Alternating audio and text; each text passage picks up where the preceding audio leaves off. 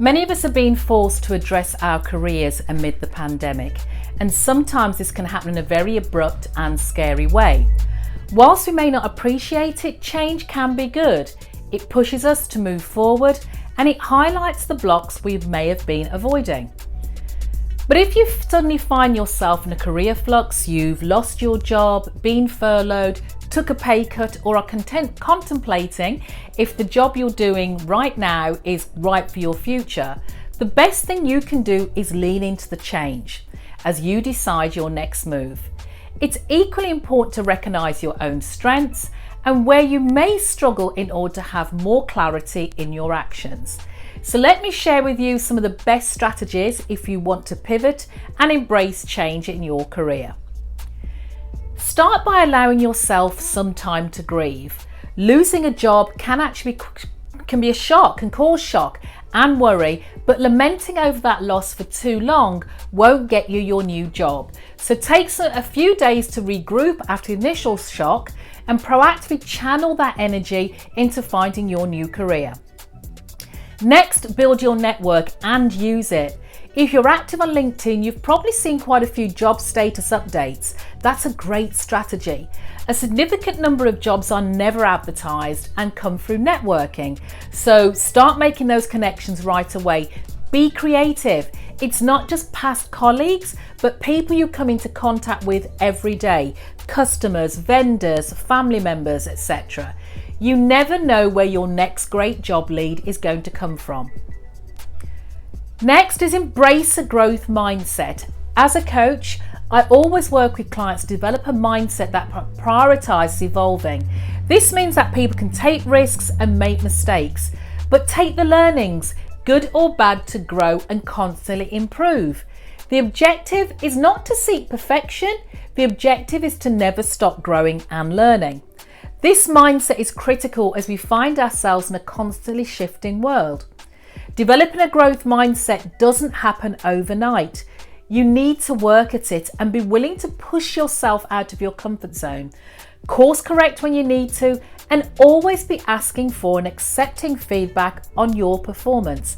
This in itself will be a game changer in all aspects of your life. Number 4, see the positive of the situation. Yes, it's a blow to your career and your self-esteem, but it can also be an opportunity to redefine success on your terms, as well as an opportunity to stop your career going with the flow and get moving in a direction that gives you more fulfillment. I would also say structure your day. Create a new daily routine, one with small goals for each day or each week, such as send out 2 speculative emails per day, connect with 10 people in your network each week. Treat your career search like a job, but just like you did when you were at work, allow yourself some me time as well. Don't let the job search become a chore. Number 6, perform a self and situational evaluation. Invest some time reflecting on your current situation. Doing so can help you set a strong foundation for understanding whether this is the right time to switch careers, what do you want out of a career change, and what you may need to do to make it happen. And let me share with you a couple of questions that could help. Is a career change the right answer to your current situation? Is now the right time? You may not have a choice if you're in an industry or your job has been heavily impacted and you're no longer able to find sufficient opportunities. I get that. Maybe you work in tourism and can't find similar jobs. If you are able, however, to wait until a more stable time to change careers, you might consider whether now is the best and most opportune time for you. Can you weather the expected challenges? Do you have the resources to make a successful transition? Is it worth the expected challenges? Will it pay off given the required commitment? Number 7, perform a professional audit. Taking some time to understand your qualities, qualifications and values can help focus your career transition and narrow down your career path options. It will help you further to understand how you might position yourself during the job search. And again, let me give you some more questions to help you along this process. Ask yourself the following: which soft skills do I currently have? Which hard skills do I currently have?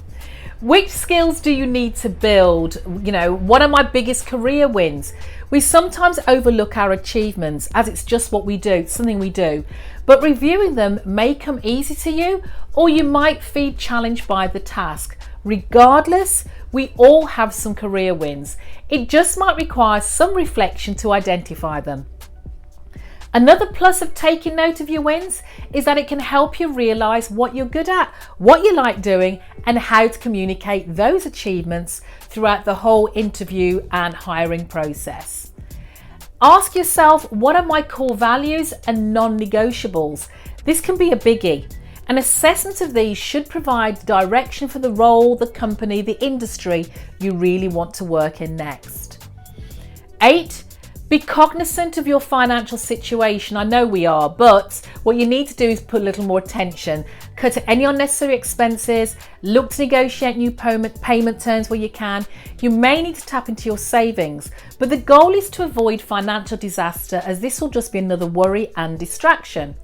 On the plus side, it's a great time to go through your spending with a fine-tooth comb and actually prepare a budget that will make you feel that you're in control and take the pressure off. 9. Be flexible in career paths. The kind of work you've been accustomed to really may not be feasible given the current economic climate and the changes some industries are undergoing. So spend some time researching which companies are prospering under the new rules, which industries are hiring, and consider how you could transfer your skills. The role that presents itself may not be on your plan A list, but still consider it for your plan B or plan C. There may be opportunities in it in which you can leverage your skills at a different capacity. Number 10, interview rules have changed. Be prepared for the virtual telephone interview. If it's virtual, make sure you dress as if you're attending the interview in person. Make sure your surroundings are well lit and tidy, but if this isn't possible, use professional background that you'll get on the app to mask your environment. All the things you'd consider in a live interview still apply. There's your eye contact, your tone, and your mannerisms. If it's a phone interview, find a location that's quiet with no distractions. And if the interviewee is using a platform such as WhatsApp or Messenger, etc., make sure you have good Wi-Fi or sufficient data to avoid disconnection. 11. Be constantly thinking ahead. Anticipate 2021. The one thing we've experienced as a result of this virus is that certain industries have changed to adapt, and that change may be permanent and evolve further still. Consumer demands have seen greater adoption of digital solutions, and what we see now may look a lot different a year from now. So to be relevant, don't only be thinking about what's important here and now. Think into the future and how things may evolve. There's no crystal ball, but it's good practice to stay on top of trends and continually think about where things are going. And lastly, importantly, ask for help if and when you need it. Adopting a constantly evolving mindset is a must. It'll help you shift, adapt, and provide the ability to rise to whatever opportunities and challenges you may face in the future.